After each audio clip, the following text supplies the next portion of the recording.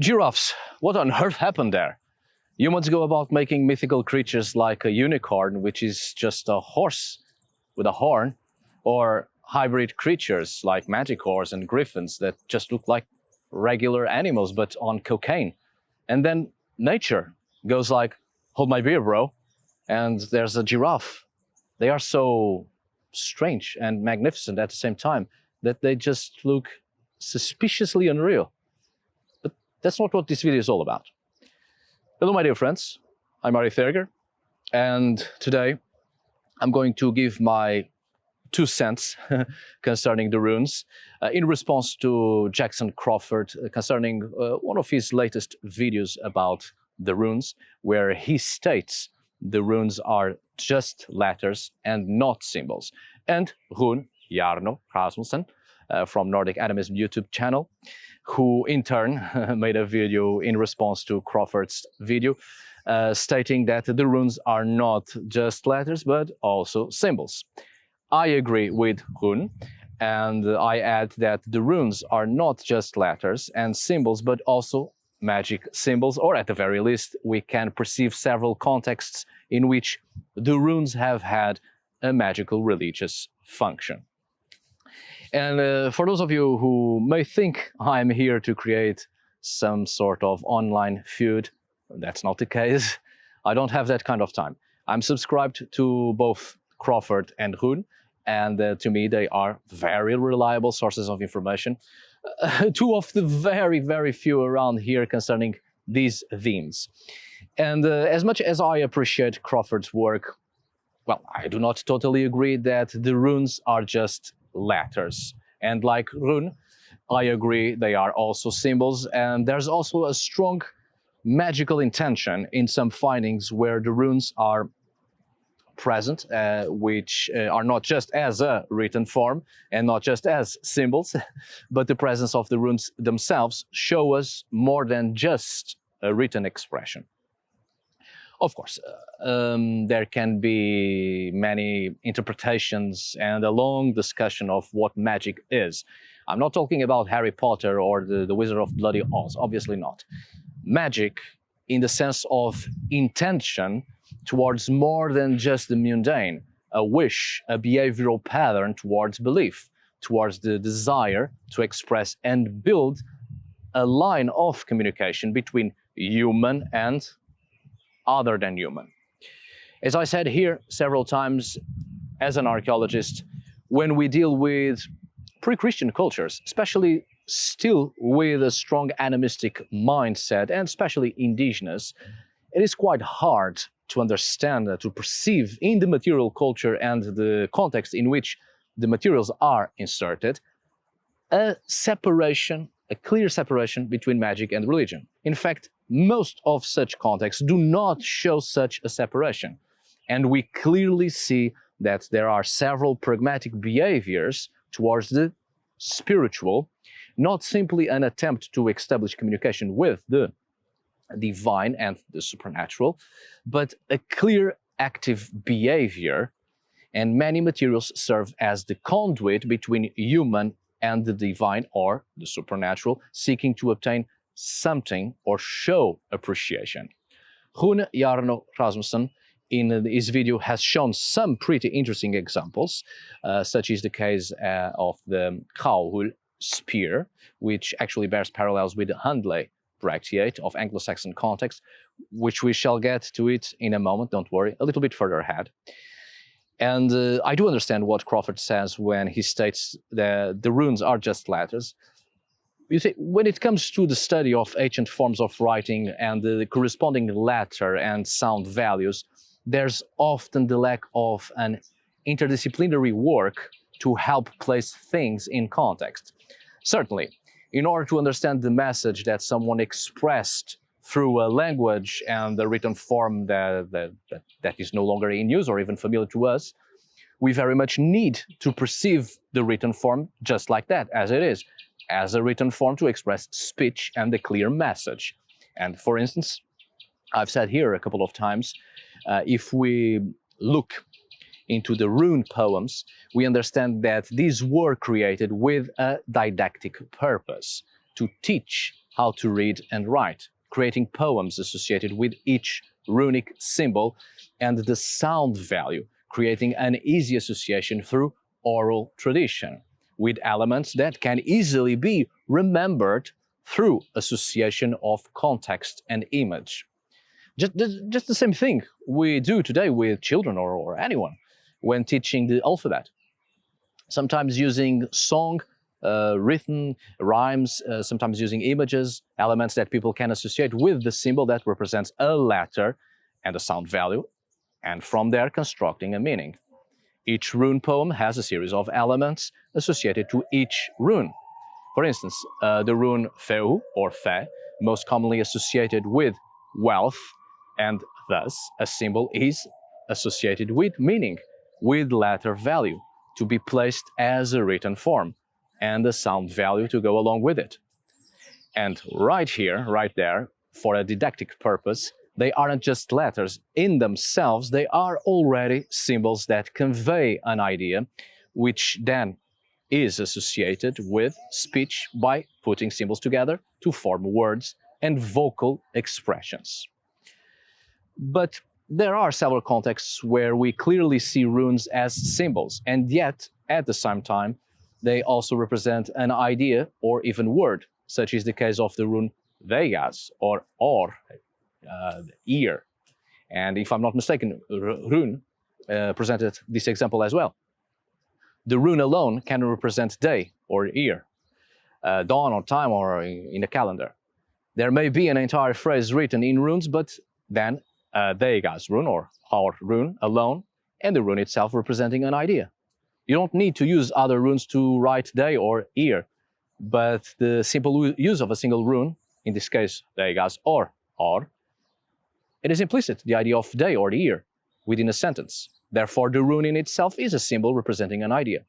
This is important to be aware of because in runic sentences, sometimes there are single runes and the sentence doesn't quite make sense if read from start to finish, translating each runic symbol into their specific letter values. However, perhaps mostly to save space, a single rune appears already as a symbol that represents a word or idea. If you remember the video I have done concerning the magic runic formula Alu, we see many examples like this. You see, Alu means ale, so 3 runes clearly together to form a word, and that's a written form. Literally translating, we are in the presence of runes as letters and not symbols. However, as I said earlier, there's often the lack of an interdisciplinary work. It's not just linguistics, but we also have to understand the objects and monuments in historical and in magical religious contexts. We need archaeology, we need history, we need anthropology of religions, and of course, such other scientific studies of human nature and human societies. Now, the runic formula Alu appears on several contexts, many of which are bracteates, golden medallions, some of them serving as charms. Literally translating Alu into ale, it seems a little bit out of context, a little bit odd, right?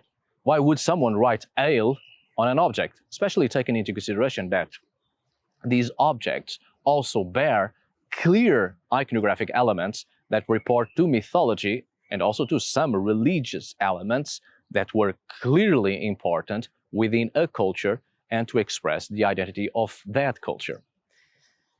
Were they so drunk that ale was the only thing they could think of? Of course not.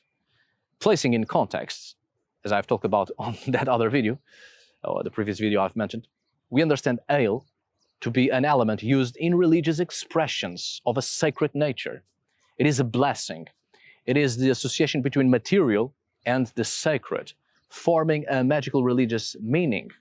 Therefore, ale, Alu, isn't solely a word for ale, but the runes themselves become an incantation, a charm, a magical religious element that reports to what it represents, a blessing, an offering, a conduit between human and other humans and the human and divine on important magical religious moments and activities, making the runic formula itself not just a symbol, or with clear iconographic symbology, but also to evoke the implicit magical religious meaning that it has, becoming a charm, becoming a symbol that isn't particularly meant to be inserted in a written context to convey a message, but instead the runic formula alu alone is already a symbol that expresses a variety of ideas that are known and important in the culture.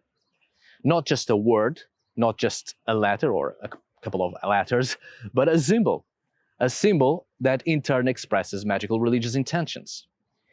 It is this complexity of human cognitive perception that we must be attentive to. Otherwise, we will fail to understand many contexts in which runes have been used to express a message. Certainly, in many contexts, they are letters, but on occasion they are inserted as symbols, either alone or within sentences. And just as I have talked about alu in that video, in truth, if you remember, of course, if you have seen it, I also took the opportunity to speak of the other very famous formula, laukar or laukas, which actually often comes together with alu. Alu means ale, laukar or laukas means leeks. Ale and leeks. What's that all about? You see, therein lies the problem. If we take it literally, as letters and not as symbols. I'm not going to repeat what I said on that video, don't worry. However, leeks here represent a type of plant that was important in some magic works, and we have evidences of such. Mostly fertility magic, or for fertility magic, magic related to sexual activities and potency and functions. This isn't a question if you believe in magic or not right now in your society. This is about the anthropology of religion and what people within a culture believed and their pragmatic behaviors towards belief. Interdisciplinary work between archaeology, anthropology, and history, and so on and so forth, which gives us a meaning for things. And in the case of laukar or laukas, sometimes the word wasn't written with all the runes corresponding to each letter value and thus together form the word laukar or laukas. But in several contexts, we see simply the rune laukas, just one rune used as a symbol to represent leeks. Sometimes the three runes for alu are present, followed by a single L rune to represent laukar or laukas, clearly as a symbol that not only represents an entire word, but also the magical religious conceptions and intentions and meanings for the thing. The runic formula alu and laukar or laukas were by far the favorite protective words of the Roman Iron Age in Germanic context, becoming iconographic symbology to represent a magical religious intention. Of course, when speaking of magical intentions, sometimes there may be a certain confusion when it comes to runic inscriptions as curses. I've already talked about that on another video. On such cases, runes aren't used to curse anyone. There isn't the use of a symbol or a specific word as a magical religious intention as the previous examples. Curses in runestones, for instance, are more of a warning and not directly cursing anyone, but just stating what may happen. In such cases, runes are used as a written form to express intention, express outcome, express warning, etc. So there's this difference here.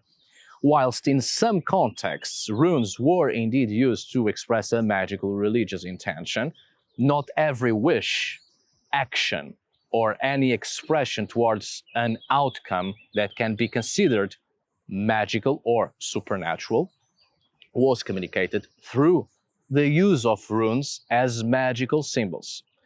Curses or curse warnings in Old Norse context come written down by the use of the runes, literally a text, and not the runes themselves that serve as a conduit for the intention or possible outcome. Same thing happens to wishes of fertility, blessings, protection, or protective charms, etc., as I've talked about in another video.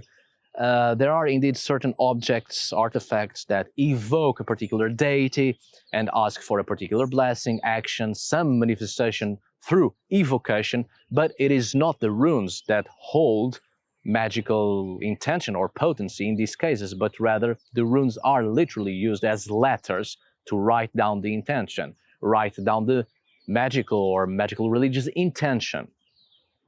I've given a couple of examples in the video concerning talismans and charms in Old Norse witchcraft.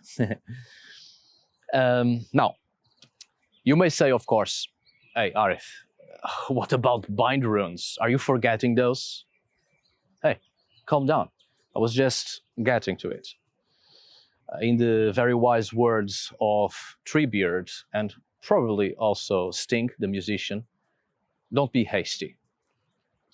Bind runes, in the great majority of cases, are used as letters for the construction of a text and have little to do with symbology or iconographic representations of a particular magical or religious purpose. Most bind runes we find, they are the junction of letters to save space, to write the message or text on the surface. Usually this is noticeable on surfaces that cannot be changed, like stone or specific metal objects or utensils, weapons, etc. Something whose form is fixed and cannot be altered, so there is a limited space for the runic text. As such, bind runes save up space and the entire text is written because it is shortened by the junction of runes, thus creating bind runes. But not all bind runes are for a written purpose only. They are not just letters, but as Rune pointed out, the wonderful example of the Havamal spear, we have bind runes in there that represent symbols. I would say even more. They represent a visual representation of intention towards the divine. There have been several interpretations for the written text in runes in this particular context, and we get a general idea that we are in the presence of a sacrificial context. The spear serves as the offering, the sacrificial object to the divine. The triple bind rune of Gabo and Anzos has been interpreted as a shout or chant or vocal expression, which I think it is a rather simple and not well thought through explanation. Anyway, Gabo we know to be a rune of gift, to gift, whilst Ansus, and later in Old Norse Os, means God, the divine entity, a powerful divine entity of early Germanic pantheon. We know the spear to be one of the famous iconographic symbols of the god Odin, for instance. Thus, triple bind runes is either a metric charm or it is effective magic, as we see in the cases of words such as lix, ale, the cuckoo bird, galkar or galka, and such other words that don't make much sense literally translated in sentence in the context, but rather a clear evocation of a charm or cultural elements that have a considerable weight on the magical religious panorama, according to the collective cognitive perceptions towards the divine and the supernatural within that particular culture. These bind runes can very well be an expression of gift to the god or gift to the divine, perhaps in this case to a god with Odin-like characteristics. 3 times, an important number we often see in Old Norse and Icelandic myths, reinforcing this wish, this expression towards the divine. Writing down the intention, the identity of the offerer, and towards the deity. Marking with a clear iconographic representation of a magical religious intention towards whom the gift, the ex votos or something, is to go in exchange for something. This example has close parallels with the Handley Brachiate, as I said, in which the bind runes are a little bit more specific, and we get the idea of repetition of a magic formula. So again, either case, there is a magical or religious or both intentions, right? So not just letters, but also symbols and also of a magical religious character. And furthermore, to finalize this video, The magical potency of the runes can be found in several literary sources of the early Scandinavian and Icelandic Middle Ages. As an example, in the poem Sigrifumal, it gives us a hint of runic spells connected to making the dead speak. And in the poem called Solarjot, which informs us that the dead cannot speak, runes are used again to make them speak. There are several accounts where runes are required to loosen the tongue of a dead person, allowing it to speak. The god of the runes is Odin, and in some accounts he carves speech runes so that a corpse comes to life again and speaks with him. Saxo Grammaticus, in his History of the Danes, there is an account where a person named Herjep places a piece of wood carved with runes under the tongue of a dead man, and the corpse recovers consciousness and the power of speech, sings a terrible song. There are several accounts of these speech runes given to the dead so they may speak again. These runes are called malrunar. The tongues of the dead are sealed by death unless they possess such speech runes. These runes are also given to the dead who enter hell, so they are allowed to speak. We are talking about runic spells, words of power, and what is this if not a notion of magic? These are not the only types of runes and runic spells we find in the literary sources. Malrunar are runes specifically related to necromancy. In other accounts, there are also holrunar, ale runes, usually as protective runes, carving them on a drinking vessel to protect against poison and such. There are briagrunar, birth runes, brimrunar, wave runes, limrunar, branch runes, malrunar, speech runes, hugrunar, thought runes, and so on and so forth. We clearly get the perception of runes specifically used for a magic intention. And still, if there is any doubt that the runes were also perceived to be magical in nature, or at the very least also used to express magical intention and for religious purposes, have we not the famous source Havamal, the sayings of the High One? The High One, the god Odin, Woden, and many other names he calls himself, reveals the means by which he obtained the knowledge of the runes along with the powerful spells, words of power, incantations, and the magical potency of the runes in the poem Havamal. Of course, largely the poem is mainly advice about social etiquette and wisdom. Interestingly enough, of all the vast content of this poem, it is precisely the very few stanzas dealing with Odin's self-sacrifice to gain the runes and the magical wisdom of the runes that are better known, by far the most famous. But what I find most curious about this poem is that it is precisely these stanzas about the runes and their magical potency that gives us a religious understanding. Perhaps one of the very few sources that actually gives us a direct evidence to a religious mind in the Old Norse society. Because one thing were the celebrations, the votive offerings, sacrifices, feasts to honor guests and honoring hosts, the myths, pragmatic behavior towards belief. But all of these are actions concerning the everyday life, the mundane, whilst the stanzas within the Havamal that deal with the power of the runes show us a kind of reward or temptation to seek out and obtain an otherworldly power, a reward to obtain the mysteries of the beyond. This right there is a more of a religious thinking. The formulation of an idea beyond the mundane, offering something supernatural to obtain something from an otherworldly existence. It's a religious aim. All religions, one way or another, are rooted in a regular behavior to call, obtain, seek, or benefit from transcendent matters to improve everyday life. This part of seeking out the runes and their magical power The words of power and spells and runic charms show us this aim towards seeking to transcend to obtain otherworldly power to be applied in everyday living and improve life and mitigate the more negative aspects of life by using this mystical knowledge of the runes.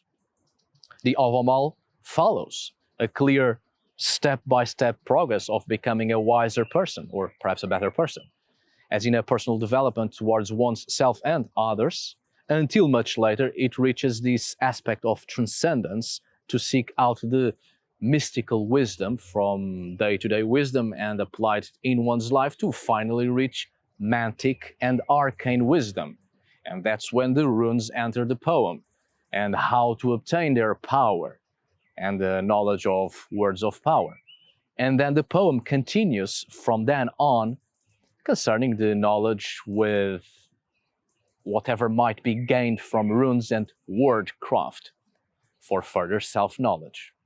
The Havamal is a religious poem, and it is quite clear the runes are inserted here in this poem not only with an understanding of them to be magical, in the sense of otherworldly power, but also in the religious sense connected to the divine, but also rooted in obtaining something mystical, arcane and mantic through transcendence after a long process of self-improvement through the path of wisdom. If there was any doubt still, the Havamal shows us that the runes were not just letters and symbols, but also a clear magical religious understanding of them was part of the collective cognitive processes within this cultural reality. The Havamal shows us experimental engagement and hard work to obtain transcendence, to finally gain a reward by which self-knowledge and improvement continues, achieving great wisdom and ultimately becoming the embodiment of the divine.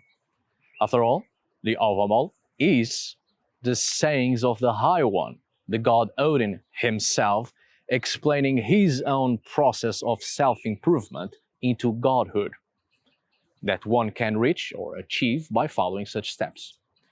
I think there is no doubt that this is a religious text. So, if there was any doubt still that the runes were also understood as magical symbols and for magical religious purposes, the Havamal gives us a more direct and clear understanding of this. Anyway, I do hope this video was useful, and please do not mistake this video as a negative criticism towards Crawford or Rune. This video is simply to further elaborate on the collective cognitive perception towards the runes by Old Germanic and Old Norse and Icelandic and Anglo-Saxon cultural and religious conceptions and belief systems. The runes were not just letters, and they were not just letters and symbols. The runes were also understood to be magic and for magical religious purposes. Jackson Crawford and Rune Hjarnø Rasmussen are still, to me, reliable sources of information, and I think it is important to have these discussions, these conversations from time to time and share perceptions. We all benefit from it, I think. As a matter of fact, I'm friends with Rune, and he is one of the very few people that appreciated my work long before I even thought about creating a YouTube channel. Thank you, Rune. And thank you, all of you. Thank you so much for watching. See you on the next video. And as always, tack för idag. Thanks for today. Obrigado por hoje. Until we meet again, my dear friends.